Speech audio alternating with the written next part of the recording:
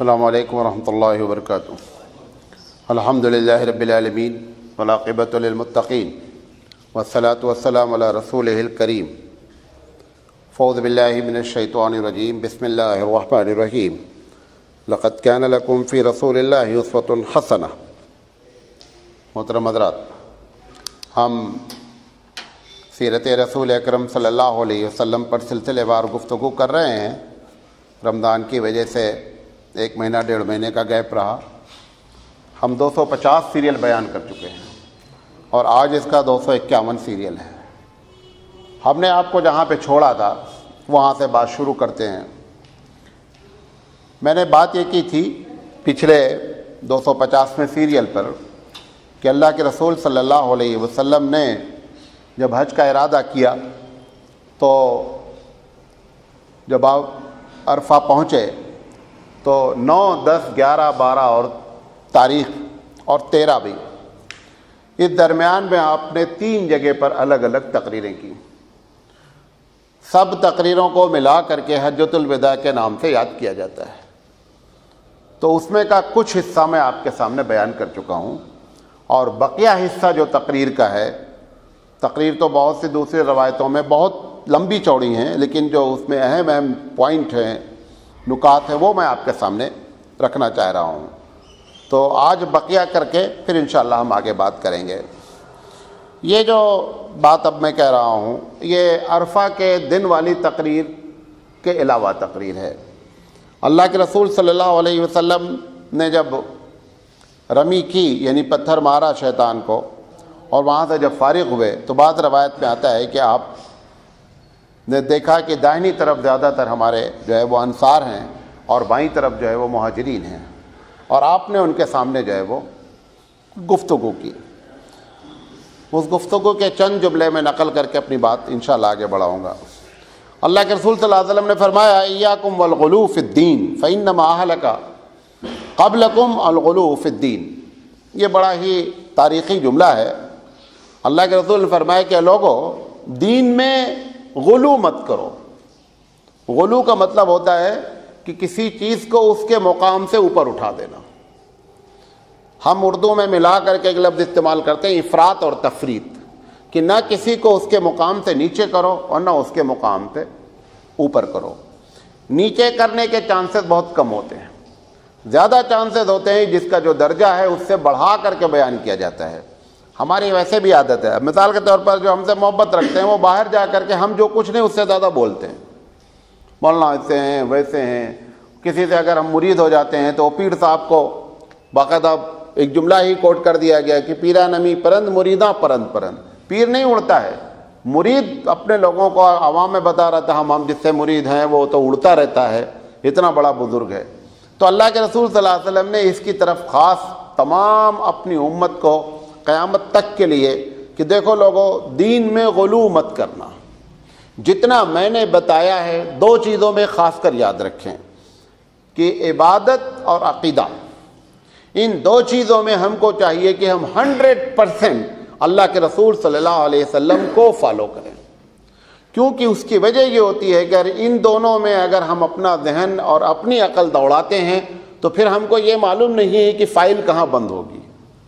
ان limited file کھل جاتی ہے۔ اب اس میں جب بندہ فائل کھولتا ہے تو اس کو اب یہ اندازہ نہیں ہے کہ اس کا فل اسٹاپ کہاں رکھا جائے۔ لہذا عقیدے میں اور عبادت میں ہم کو اپنی زندگی میں چاہیے۔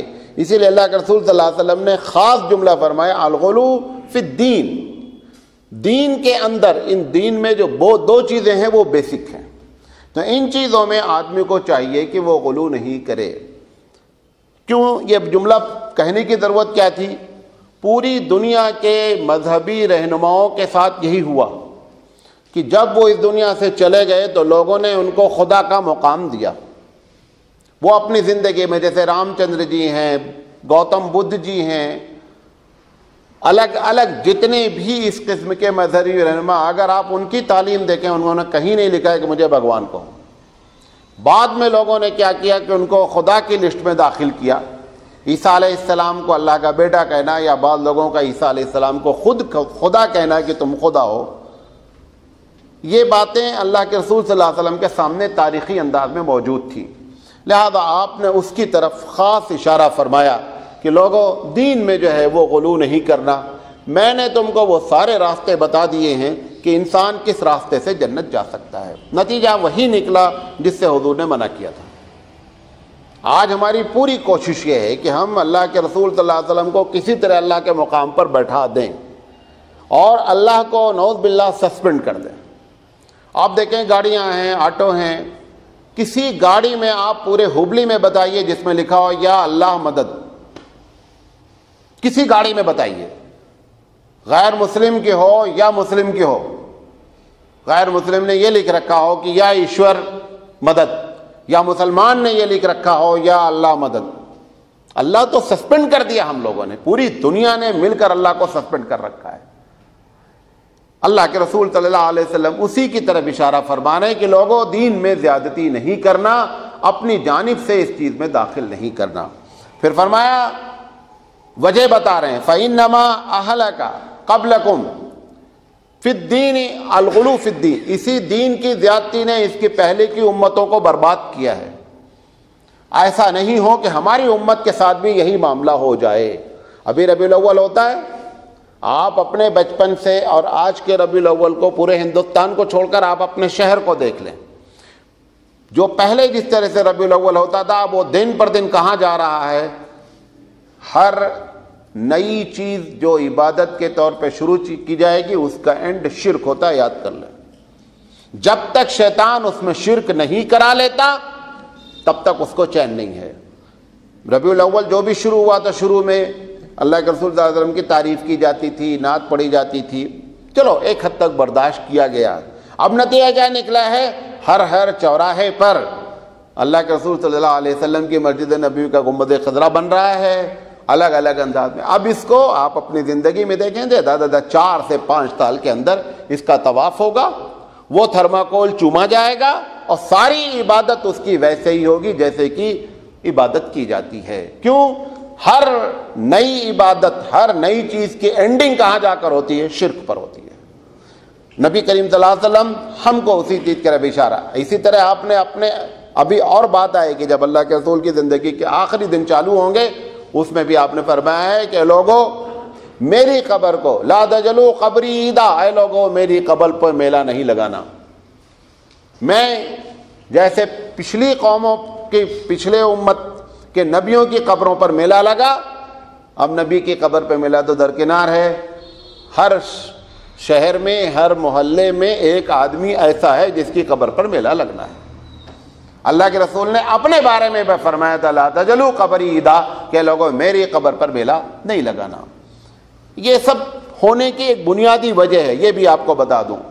یہ جو اللہ کے رسول صلی اللہ علیہ وسلم اور اللہ نے ہم کو 52 جمعہ دیا تھا، کتنے جمعہ دیے تھے؟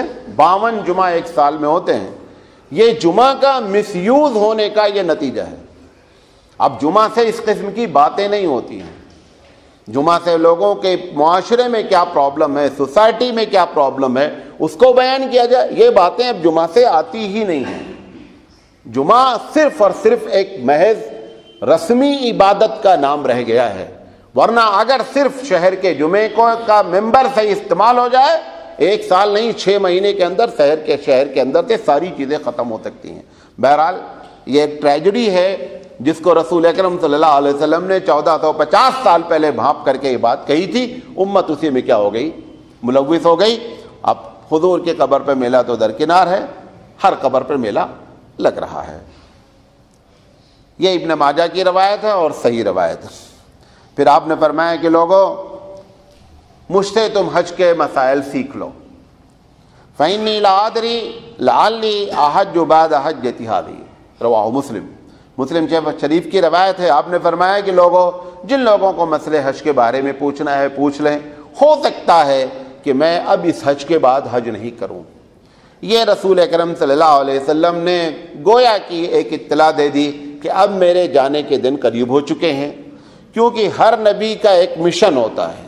جب وہ مشن کمپلیٹ ہو جاتا ہے تو نبی خود سے بھی اس دنیا میں رہنے کی تمنا نہیں کرتا ہے۔ جبریل علیہ الصلوۃ والسلام اکثر نبی کے بارے میں ہے روایت میں کہ جبریل علیہ السلام آ کر کے ان سے کہتے ہیں کہ آپ کا ٹائم پورا ہو گیا ہے.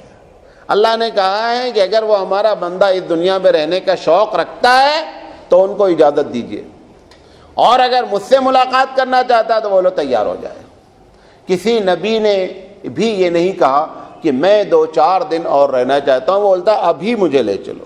کیوں؟ کیونکہ اسے یہ معلوم ہوتا ہے کہ میرا فیوچر اس حال سے بہتر ہے. ہم کو بھی اگر یہ معلوم ہو جائے کہ ہمارے مرنے کے بعد ہمارا VIP ویلکم کیا جائے گا, ہم بھی مرنے کے لیے تیار ہو جائیں, کیونکہ ہم کو یہ نہیں معلوم ہوتا کہ اگلا لمحہ کیا ہوگا, لہذا ہم جو ہے ڈرتے رہتے ہیں کہ معلوم نہیں کیا ہو جائے گا. بہرحال اللہ کے رسول صلی اللہ علیہ وسلم نے لوگوں کو یہ ایک انفارمیشن دے دی, اور اس میں جو سنجیدہ لوگ تھے وہ سمجھ گئے کہ اب اللہ کے رسول صلی اللہ علیہ وسلم ہم سے رخصت ہونے والے ہیں. آپ نے فرمایا فَإِنِّي لَأَدْرِي لَعَلِّي لَا أَحُجُّ بعد حجتی هذا, اس حج کے بعد میں دوبارہ حج کروں, مجھے ایسا نہیں لگتا. یہی وہ روایتیں ہوتی ہیں کہ جو بعض لوگ کہتے ہیں کہ حضور عالم الغیب ہیں. دیکھیں یہ بات آپ کو بتا دیں, 2 باتیں بتا دیں. ایسے جتنی بھی حدیثیں ہیں یا رسول کی پیشین گوئیاں ہیں, ان سب کا جواب قرآن مجید کی ایک آیت ہے. قرآن مجید کہتا ہے کہ وَمَا يَنْطِقُ عَنِ الْهَوَىٰ إِنْ هُوَ إِلَّا وَحْيٌ يُوحَىٰ, یہ نبی اپنے دل سے کچھ نہیں بولتا شرعی امور میں, وہی بولتا ہے جو بلوایا جاتا ہے. لہذا وہ جو بولتے ہیں اللہ کے رسول صلی اللہ علیہ وسلم, وہ اللہ بلواتا ہے, لہذا نبی کریم صلی اللہ علیہ وسلم وہ بولتے ہیں. تو ایسی جتنی بھی حدیثیں آ جائیں ان سب کا ایک جواب ہے. ابھی پچھلے دنوں ایک بات میں نے آپ سے پچھلے مرتبہ آیا 2-4 تقریر سے پہلے ایک مرتبہ کہا تھا کہ نبی کریم صلی اللہ علیہ وسلم کے پاس ایک مرتبہ لوگوں نے اپیل کی کہ ہم اس علاقے کے رہنے والے ہیں, وہاں پہ لوگ اسلام قبول کرنا چاہتے ہیں, آپ کچھ لوگوں کو تبلیغ کے لیے بھیج دیجئے. اور اللہ کے رسول صلی اللہ علیہ وسلم کو پری پلان وہ دھوکہ دینا چاہتے تھے. نبی کریم صلی اللہ علیہ وسلم نے ان کی بات سنی, بہت خوش ہوئے, کہا کہ میں بھیج دیتا ہوں. 70 سے 72 صحابہ کو سلیکٹ کیا گیا جو اس وقت کے بہت ہی بہترین مبلغین تھے, ان کو سلیکٹ کیا گیا کہ آپ جائیے اس علاقے میں تبلیغ کیجیے. یہ لے کر کے نبی مدینہ سے تھوڑی ہی دور کے فاصلے پہ تھے کہ انہوں نے جا کر کے اس میں سے 69 آدمیوں کو شہید کر دیا. تو میں نے یہ کہا تھا کہ اگر ایک بندہ یہ جانتا ہے عالم الغیب ہے اور جانتا ہے, تو جان بوجھ کر کے یہ 69 آدمیوں کے قتل کا خون ذمہ دار کون ہوگا. تو اس پہ انہوں نے جواب مجھے ٹیلی فون پر دیا, یا دلوایا یا کسی سے کہا. انہوں نے کہا مولانا جس طریقے سے اللہ کے نزدیک مصلحت ہوتی ہے ایسے رسول کے نزدیک بھی مصلحت ہوتی ہے. یعنی اللہ بھی جانتا تھا نا کہ یہ 69 آدمی جا رہے ہیں, اللہ نے کیوں نہیں پروٹیکشن کیا. لہذا یہ رسول جو ہے وہ بھی جان رہا تھا کہ ان کو شہید کر دیا جائے گا, لہذا انہوں نے اس کے باوجود بھی بھیجا. سب سے پہلی بات یہ ہے کہ دونوں کو تم نے ایک صف میں کھڑا کیا, اس کا بھی جواب ہے. اللہ ان کو مروا دیا, ٹھیک ہے, یہ لفظ ہم استعمال کریں, پھر اللہ نے کوئی افسوس ظاہر نہیں کیا کہ یہ مر گئے اور بڑا, اللہ نے کوئی افسوس, پورے قرآن حدیث میں کہیں افسوس نہیں ہوا کہ اللہ بہت افسوس کر دیا کہ یہ 69 آدمی مر گئے. لیکن یہ رسول جب جانتا تھا ساری مسئلے تھے ان کے مرنے میں اچھا ہے, تو اس کے بعد 40 دن تک بد دعا کیوں کرتا رہا؟ بھئی ایک آدمی کو مصلحت معلوم ہو گئی کہ ان کا مرنا ہی بہتر ہے, جیسا وہ کہہ رہے ہیں کہ صاحب ان کا مرنا ہی بہتر تھا, لہذا حضور نے ان کو بھیج کے مروا دیا. سوال یہ کہ اس کے بعد پھر بد دعا کرنے کی کیا ضرورت ہے؟ بھئی اگر مجھے معلوم ہو جائے کہ میرا ایک لڑکا مثال کے طور پر پیٹ میں ہے, پیدا ہونے والا ہے, اور یہ پیدا ہو کر کے پاگل ہو جائے گا, یہ ہم کو معلوم ہو جائے, اسی درمیان میں بچہ پیدا ہونے کے بعد مر جائے اور ہم کو یہ معلوم ہوگا کہ اگر بڑا ہوگا تو پاگل ہوگا, آپ اندر بتائیے ہم کتنا خوش ہوں گے کہ اللہ بہت بچا لیا اپنے, ہمیں کوئی تکلیف نہیں ہوگی. کیوں؟ ہم کو اس کا فیوچر معلوم تھا کہ after some time he become the made. ہم کو لہذا خوشی ہوگی کہ اللہ بہت بڑی مہربانی کی, آپ نے اس کو اٹھا لیا, ورنہ ہم پوری زندگی جھیلتے. اگر اللہ کے رسول صلی اللہ علیہ وسلم کو یہ مصلحت معلوم تھی کہ ان کے مرنے پر ہی اچھا ہے, تو 40 دن تک پھر گویا کہ ایسا ہوا کہ ایک ڈرامہ کیا جا رہا ہے پبلک کے سامنے, اور آپ کو سب کچھ معلوم ہے, آپ روتے رہے. آپ کو معلوم ہے کہ آپ نے بہت کم انفرادی طور پر کسی کے لیے بد دعا کی ہے, بہت کم. یہ 40 دن لگاتار اللہ کے رسول صلی اللہ علیہ وسلم نے ان 69 شہداء کو جن لوگوں نے مارا تھا ان کے لیے آپ بد دعا کرتے رہے. لہذا یہ سب بیکار کی باتیں ہیں. ایسے ہی ہر معاملے کا جواب ہے. چچا کا شہید ہوئے کہتے نہیں صاحب وہ بھی معلوم تھا. اچھا معلوم تھا، پھر معلوم ہونے کے بعد پھر یہ آپ کیوں کہہ رہے ہیں کہ اگر مجھے موقع مل جائے تو میں ایک کے بدلے میں، اپنے چچا کے بدلے میں 100 لوگوں کو ماروں. یہ ساری باتیں بہرحال کہنے کی ہیں. اور سب سے بڑی بات یہ ہوتی ہے جب ہمارے پاس قرآن حدیث دلیل نہیں ہوتی تو ایسی ہم دلیلیں گھسیٹتے ہیں. ڈائریکٹ قرآن حدیث میں دلیل ہونا چاہیے. قرآن مجید کہہ رہا ہے لو کنت اعلم الغیب لاستکثرت من الخیر. محمد اعظم ان سے کہہ دیجئے کہ اگر میں غیب کی باتیں جانتا تو میں ساری بھلائیاں اپنی جھولی میں ڈال لیتا. وما مسنی السوء، اور ہم کو کہیں سے بھی کبھی کوئی برائی پہنچتی نہیں، ہم پہلے پریکاشن لے لیتے. جیسے برائی پہنچنے والی ہوتی ہم اس سے پہلے کیا کرتے، اپنے آپ کو حفاظت کر لیتے. بھائی یہ جنگ احد میں پتھر چلا مارا، اس سے پہلے آپ 4 انچ صرف ہٹ جاتے، پتھر ادھر چلا جاتا، دانت نہیں شہید ہوتا. 4 انچ کی بات تھی.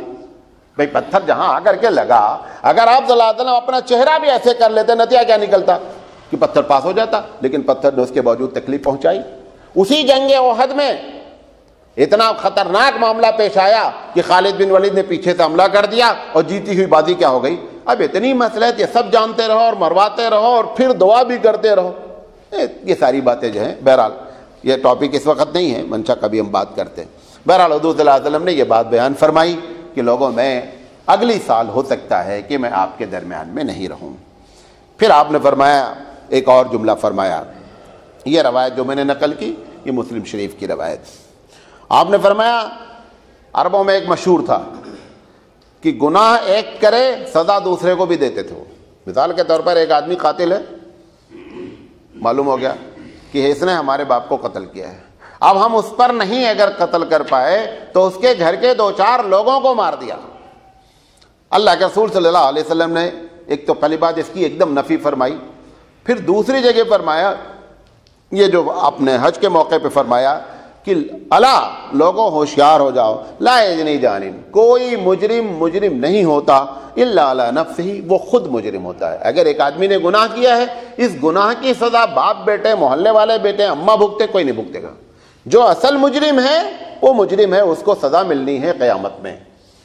ایسا تو ممکن ہے. دوسری حدیث سے معلوم ہوتا ہے کہ اگر ہم نے ایک ایسا کام کیا کہ ہمارے مرنے کے بعد وہ سلسلہ جاری ہے تو اکاؤنٹ گناہ کا جاری رہتا ہے. مثال کے طور پر یعنی ہم نے اپنی زندگی میں ایک تھیٹر بنا دیا، ہم مر گئے، تھیٹر چل رہا ہے.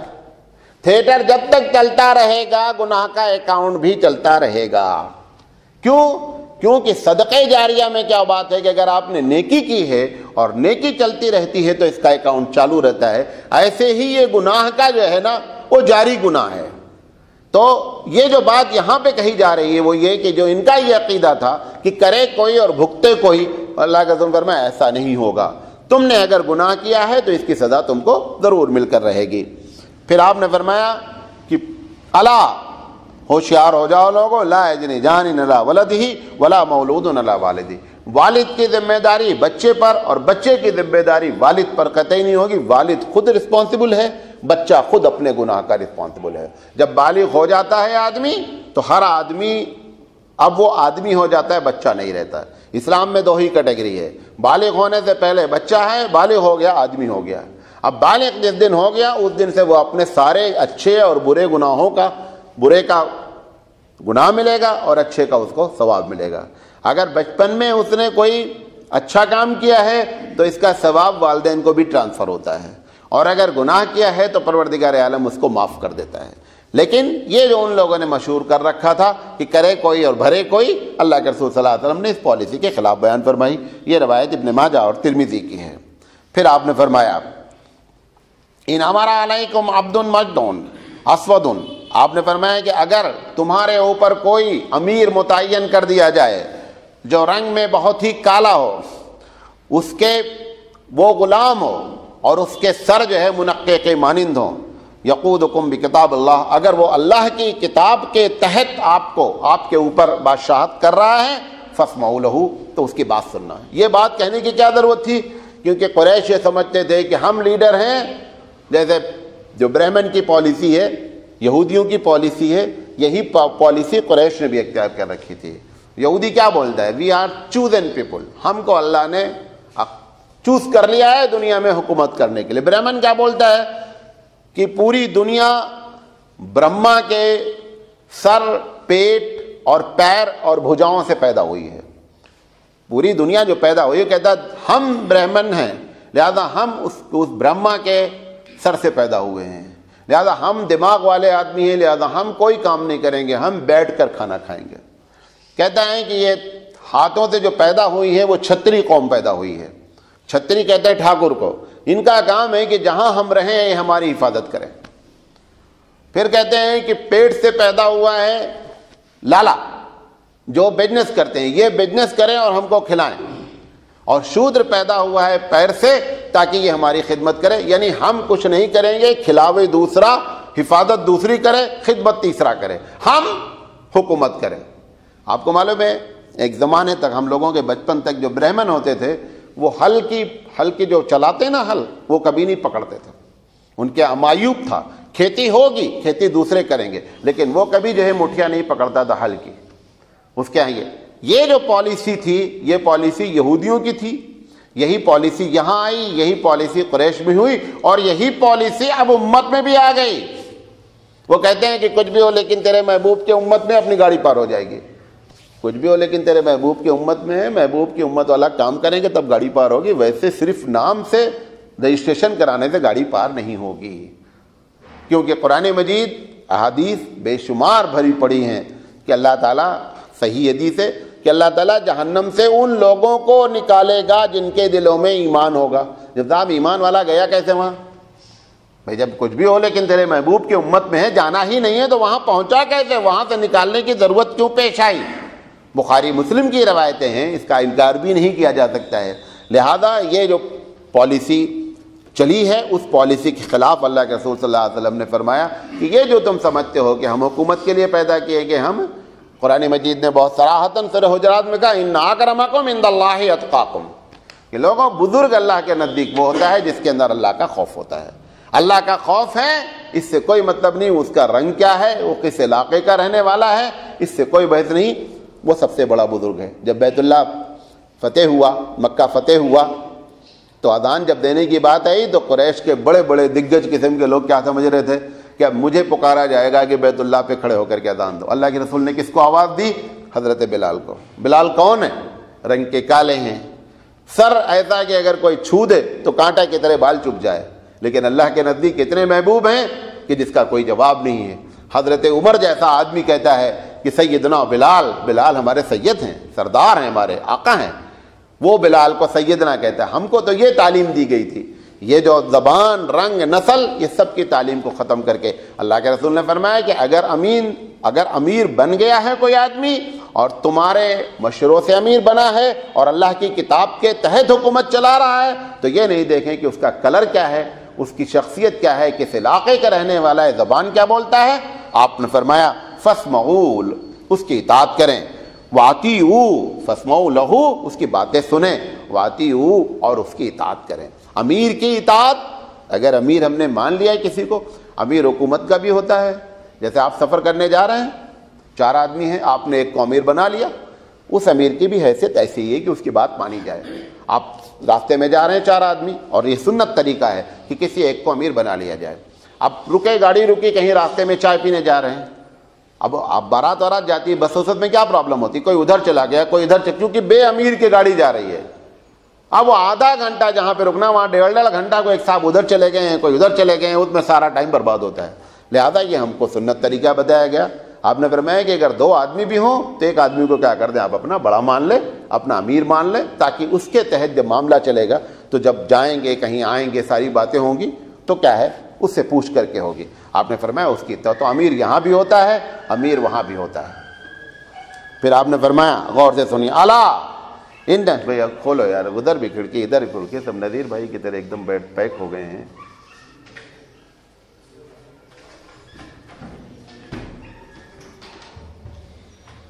چکر آنے لگا. اوپر کے کھولیں، اوپر کی جب سے آپ لوگ گئے کھلی نہیں ہے یہ. بس الا ان الشیطان قد یئس ان یعبد فی بلدکم ھذا ابدا ولکن ستکون لہ طاعۃ فیما تحقرون من اعمالکم فسیرضی بہ. ابن ماجہ کی روایت ہے. اللہ کے رسول فرما رہے ہیں کہ اب شیطان اس علاقے میں مایوس ہو چکا ہے. یہ جو عرب کا علاقہ ہے اس میں مایوس ہو چکا ہے کہ اس کی عبادت کی جائے. یہ لوگ بیوقوف لوگ کہتے ہیں پورا عرب کو کافر کہتے ہیں. ایک صاحب آئے, وہاں بھی میں گیا تھا مسقط, تو بغل میں مسجد تھی ہمارے گھر کے, وہ بھی آئے تو نماز میں نہیں ہے. میں نے کہا کہ بھائی نماز آپ نہیں پڑھتے آتے؟ کہا یہ سب کافر ہیں. آپ اندازہ کریں کہ آدمی کو کہتے ہوئے تھوڑی سی شرم آنی چاہیے کہ ویسے بھی مطلق عرب کو گالی دینا منع ہے جا کے کافر. حدیث میں اگر کسی عرب کو آپ برا ہی کہنا چاہتے ہیں تو پارٹیکولر کا نام لے کر کے کہیں. جب آپ یہ کہتے ہیں سارے عرب کافر, تو سب سے پہلے تو ہمارے نبی عرب میں شمار ہوتے ہیں. اس لیے عرب کو مطلقاً غلط کہنا خود بہت بڑا گناہ, اور پھر کافر کہنا گناہ کبیرہ. وہ کہہ رہا ہے کہ سارے عرب کافر ہو گئے لہذا کسی مسجد میں نماز نہیں ہوتی ہے. ہم نے کہا بس اب صرف تم مسجد ایک بناؤ, نماز اس میں ہوگی, بقیہ نماز نہیں ہو سکتی ہے. اللہ کے رسول یہاں کیا کہہ رہے ہیں کہ اب اس علاقے میں شیطان مایوس ہو چکا ہے کہ اس کی عبادت کی جائے. اللہ کا فضل ہے, اس وقت سے لے کر آج تک برائیاں جو بھی آئیں جیسی بھی آئیں, لیکن عقیدہ ان کا یہ آپ کو بتا دیں پوری دنیا میں سب سے اچھا ہے. جتنے عرب ہیں آپ ان کو سمجھا کے مر جائیں کہ تم میلاد النبی کر لو, وہ کہتے ہیں بھائی ان کے پاس اچھا سادے لوگ ہیں, ایک جواب ہوتا سیدھا سے, بھائی ابو بکر نے کیا ہے. وہ تمہاری طرح جو ہے نا پنگے نہیں کرتے, ان کے پاس سیدھی سیدھی بات ہوتی ہے, سیدھا بات کرتے ہیں. آپ ان سے بولے قبر میں پھول ڈالو, وہ بولے کہ حضرت عمر نے کہا ہے بھائی 1,24,000 صحابی نے کسی نے کہا. آپ ادھر سے دلیل لامیں, وہ پھول درود پڑھتا ہے, فلاں کرتا ہے. یہ ساری باتیں رسول اکرم کو معلوم تھا, اور ان سے سب سے زیادہ محبت کرنے والے جو ٹیم تھی وہ صحابہ کی تھی, کہ جو ایک ایک بات کو اپنی زندگی میں عمل کرنے کے لیے اپنا فخر محسوس کرتی تھی. حضرت ابو بکر نے کیا کہا تھا جب لوگوں نے کہا ہم زکوٰۃ نہیں دیں گے, کچھ لوگوں نے, آپ نے فرمایا اینقص الدین وانا حی, کہ دین میں نقص ہوگا اور ابو بکر زندہ ہوگا. ایسا نہیں ہوگا, پہلے ابو بکر کی گردن کٹے گی پھر دین میں نقص آئے گا. یہ وہ لوگ تھے, تو وہ سیدھے سے ویسے ہی لوگ ہیں. کوئی شراب پی لیا ہو ایک آدھ آدمی, کوئی زنا, وہ ایک الگ مسئلہ ہے, لیکن آپ ان سے شرک اور بدعت نہیں کرا سکتے. یہ چیلنج ہے, یہ اللہ کے رسول صلی اللہ علیہ وسلم کی پیشین گوئی. اور جو وہاں شرک و بدعت کرتا نظر آ جائے وہ سمجھ جانا کہ ہمارا جراثیم وہاں پہنچا ہے. ہمارے جراثیم کا مطلب کیا ہے, یا تو وہ کنورٹڈ ہوں گے, عرب ہو گئے ہیں, نیشنلٹی مل گئی ہے, حیدرآباد کے ہیں, فلاں جگہ کے ہیں, ایران کے ہیں, اوریجنل عرب. میں بھی 22 سال رہا ہوں, میں نے نہیں دیکھا کسی آدمی کو شرک اور بدعت کرتے ہوئے.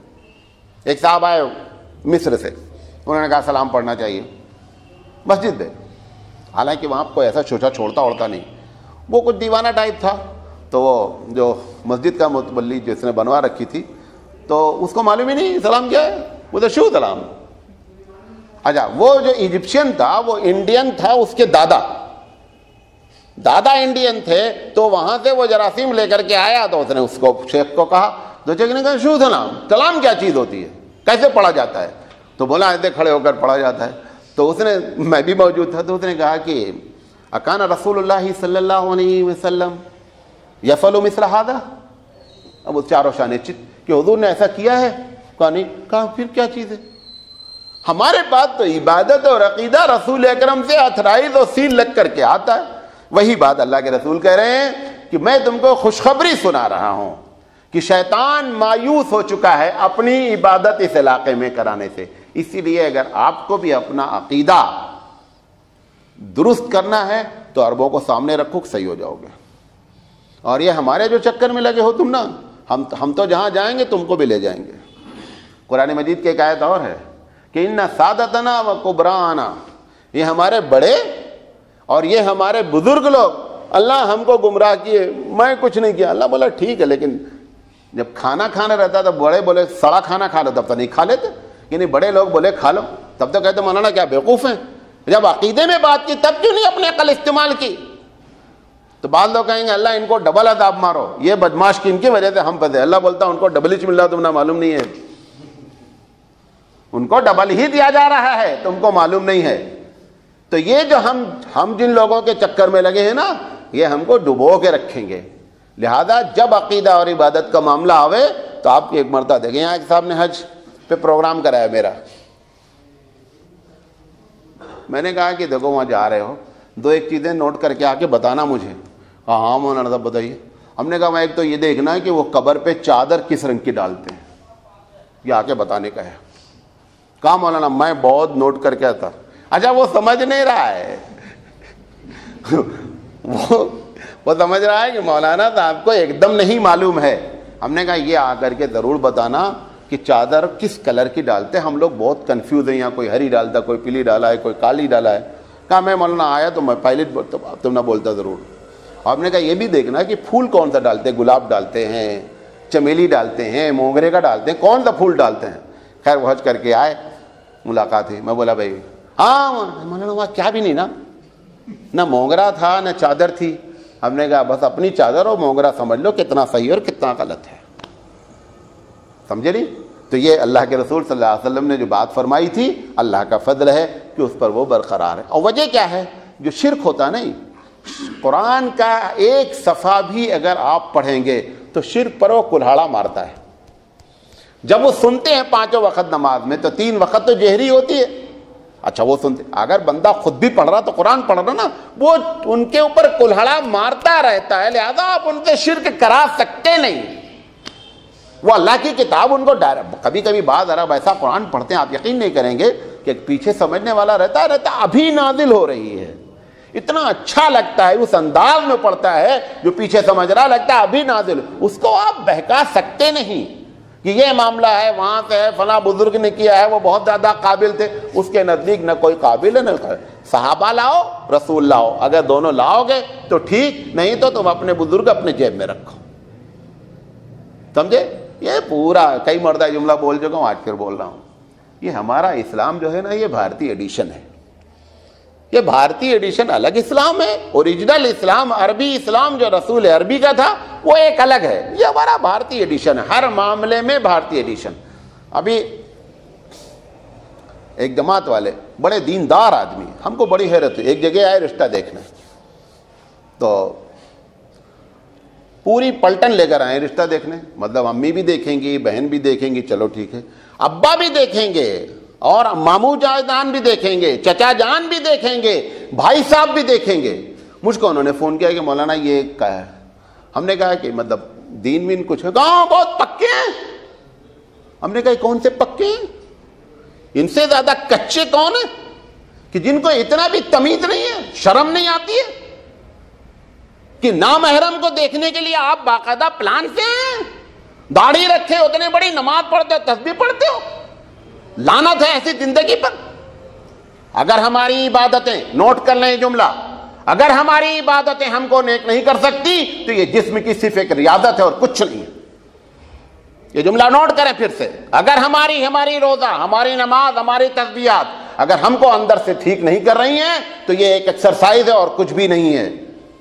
کیوں؟ قرآن مجید نے کہا کیا؟ نماز انسان کو برائی سے روکتی ہے۔ آپ اتنا بڑا کام کر رہے ہیں اور فتویٰ لینا چاہ رہے ہیں مولانا صاحب سے۔ مولانا صاحب میں آیا یہ دکھلانے، ہم نے کہا تمہیں ہمت دیتی اس کا کہنے کی؟ اچھا بھائی چلو، حدیث میں کیا ہے کہ لڑکا اگر چاہے، وہ بھی آخری مومنٹ میں جب ساری چیزیں طے ہو گئیں، بھائی ٹھیک ہے لڑکی ہم کو پسند آ گئی، امی نے کہہ دیا، خالہ نے کہہ دیا، چاچی نے کہہ دیا، سب ہو گیا، اب وہ لڑکا اگر یہ خواہش کرے کہ بھائی مجھے ایک دکھلا دیں، تو اللہ کے رسول صلی اللہ علیہ وسلم نے کہا دکھلا دیا جائے۔ کس کو؟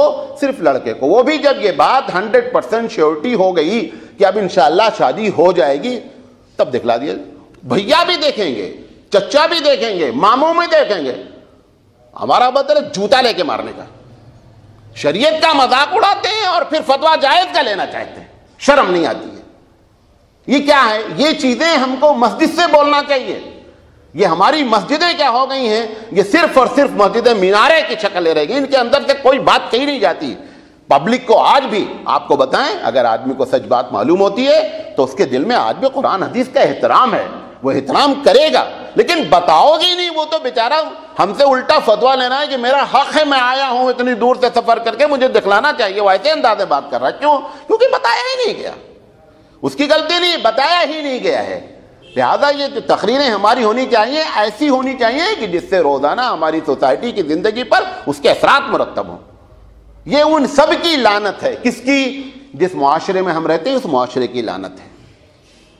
ان کے عربوں میں بھی ہوتا ہے، شادی آتے آخری جلد لڑکے کو دکھلا دیتے. کیوں؟ آپ کو بتائے وہ سیدھے سادے لوگ ہیں. حدیث پیش کر دیا آپ نے، سرنڈر ہو گئے. یہی ہے عشق رسول. یہ عشق رسول جھنڈی لگانے سے نہیں ہوتا ہے. عشق رسول کہتے کسے ہیں؟ اللہ کے رسول کی بات آ گئی فوراً آدمی کیا ہو جائے، سر تسلیم خم کہ ہمارے رسول نے یہ بات کہہ دی، ہمارے مزاج کے خلاف پڑ رہی ہے، میں اس پر عمل کر رہا ہوں نہیں کر رہا ہوں، لیکن اللہ کے رسول نے کہہ دیا ٹھیک ہے. ابوالکلام آزاد سے پوچھا گیا کہ آپ کی داڑھی بہت چھوٹی ہے. ابوالکلام آزاد نے کہا کہ میں جو یہ کر رہا ہوں یہ غلط ہے. اللہ کے رسول صلی اللہ علیہ وسلم کی داڑھی بڑی تھی. اس کو کہتے ہیں عشق رسول. ٹھیک ہے ہم غلطی کر رہے ہیں، بندہ اعتراف کرے اور رسول اکرم کی بات کو کیا کرے، اپنے سر پر رکھے کہ یہ اس لائق ہے کہ ہمارے رسول نے یہ بات کہی. لیکن معاملہ الٹا ہے ہمارا. قرآن مجید نے کیا کہا کہ وہ لوگ جو اپنے نفس کو اپنا خدا بناتے ہیں. خدا صرف پتھر اور خدا صرف درخت نہیں بنتے ہیں، ہمارا نفس بھی خدا بنتا. من اتخذ ہواہ الہا نہیں، من اتخذ الہ ہوا. پہلے اللہ اپنے نفس کو، اپنی خواہش کو اپنا خدا بنایا ہے. آپ سمجھتے ہیں کہ پتھر پوجنے والے ہی دوسروں کو خدا بناتے ہیں؟ سب سے پہلے ہم اپنے نفس کو خدا بناتے ہیں. یہ کب بنتا ہے؟ جب ہمارے سامنے رسول اور اس کی زندگی بیان نہیں کی جاتی تو یہ معاملہ پیدا ہوتا ہے. بہرحال اللہ کے رسول نے فرمایا کہ شیطان مایوس ہو چکا ہے اس علاقے میں کہ اس کی عبادت کی جائے. لیکن پھر آپ نے فرمایا لیکن لوگوں ایک چیز ہوشیار رہنا عربوں کہ تمہارے درمیان میں اس کی اب یہ کوشش، کیونکہ یقینی بات ہے کہ اس کی پوری مشن ہے اس کا. جب وہ ایک مشن میں کامیاب ہوگا تو دوسرے راستے سے آئے گا. تو آپ نے فرمایا کہ دوسرے راستے سے وہ آئے گا. ستکون لہ طاعۃ، آپ دوسرے انداز میں اس کی بات مانیں گے. وہ کیا ہے کہ آپس میں فخر کریں گے، آپس میں زبان کا، آپس میں قبیلے کا. یہ بہت بڑا چکر آج بھی ہے. ایک جب کویت پر حملہ کیا تھا صدام حسین نے، ایسے نہیں کیا تھا. کویت کی حالت کیا تھی؟ پہلی صف میں اگر انڈین کھڑا رہتا تھا کالر پکڑ کے عرب پیچھے کھینچ لیتا، خود وہاں کھڑا ہو جاتا تھا. تب ڈنڈا مارا جاتا ہے. یہ ڈنڈا ایسے نہیں پڑتا. اللہ نے کہا نا کہ جب قومیں برباد ہوتی، جب ہلاکوں نے حملہ کیا کیا کہتے ہیں بغداد پر، تو اس نے کہا کہ تمہارے رسول نے یہ خود بات فرمائی ہے کہ جب تم ظلم کرو گے تو ہم ایک ظالم بادشاہ تم پر مسلط کر دیں گے. ہم وہ ظالم بادشاہ ہیں. اس نے کہا ہم وہ ظالم بادشاہ ہیں تم کو سزا دینے کے لیے متعین کیے گئے ہیں. تو قید کے حالات ایسے خراب ہوئے تھے. تو اس کے بعد اللہ تعالیٰ ڈنڈا دیتا ہے. تو وہ جو دوسری بات ہے اللہ کے رسول نے فرمایا کہ شیطان کی عبادت تو نہیں ہوگی، عقیدہ اور بدعت نہیں آ پائے گی، خراب نہیں ہوگا، لیکن یہ ہوگا کہ تمہارے اندر آپس میں کیا ہوگا؟ تفاخر ہوگا، ایک والا دوسرے والا کو. اب مثال کے طور پر عید آتی ہے، بورڈ لگائے جاتے ہیں بھائی مبارکباد ہو. کس کو مبارکباد ہو؟ آپ بتائیے عید کی مبارکباد کس کو دینا چاہیے؟ مسلمانوں کو، کہ بھائی سارے دنیا کے عالم کے مسلمانوں کو ہم لوگوں کی طرف سے عید کی مبارکباد. وہاں لکھا کیا جاتا ہے؟ الاخی المواطن. کیا مطلب ہوا؟ کہ ہماری نیشنل والوں کو، جو ہماری نیشنلٹی رکھتے ہیں، ان کو مبارکباد ہے. مسلمان کو مبارکباد کہاں ہے؟ فلسطین کیوں ناکام ہوا؟ انہوں نے جو کمیٹی بنائی اس کا نام رکھا مسلم لیگ، نہیں رکھا نام رکھا عرب لیگ. مطلب کیا کہ فلسطین کا مسئلہ عرب کا مسئلہ ہے، عرب لیگ اس کو سالو کریں گے. مسلمانوں، دنیا کے مسلمانوں سے کوئی مطلب سالو کر لو. یہ چیزیں جو بتائیں اللہ کے رسول نے، یہ چیزیں ان کے اندر آئیں کہ ان کے اندر تفاخر آیا، علاقائی بحثیں ہوئیں، رنگ اور بنیاد پر، قبیلے کی بنیاد پر انہوں نے آپس میں ایک دوسرے کو بانٹا. اور بانٹا ایسا بانٹا جب یاسر عرفات تھا اور اس نے یہ لفظ استعمال کیا ہندوستان میں، جب پہلی مرتبہ اندرا گاندھی کے زمانے میں یہ آیا کہ عرب لیگ کا لیڈر آ رہا ہے، تو ہمارے علماء نے یہاں پہ زبردست احتجاج کیا اس بات پر کہ عرب لیگ کا لیڈر ہندوستان کے مسلمانوں سے کیا لینے آ رہا ہے. یہ مسلمان لیگ ہوتی، مسلم لیگ ہوتی تو ہم اس کا سپورٹ کرتے. یہ تو عرب لیگ ہے، اس نے ہم کو پہلے سے کاٹ رکھا، ہماری کوئی حیثیت اس کے نزدیک نہیں ہے. آئے منہ پیٹ کر کے چلے گئے. سمجھے نہیں بات؟ بہرحال اللہ تعالیٰ سے دعا ہے، میں جذباتی ہو جاتا ہوں، لیکن یہ آپ کو بتائیں کہ اپنے آپ کو سدھاریں، ہم لوگ اپنے گھروں کو سدھاریں اور اس قسم کی غلط رواج کو بند کریں. میں اسی لیے کوشش کرتا ہوں جمعہ میرا جہاں ہوتا ہے اس قسم کی باتیں آپ کے سامنے رکھیں.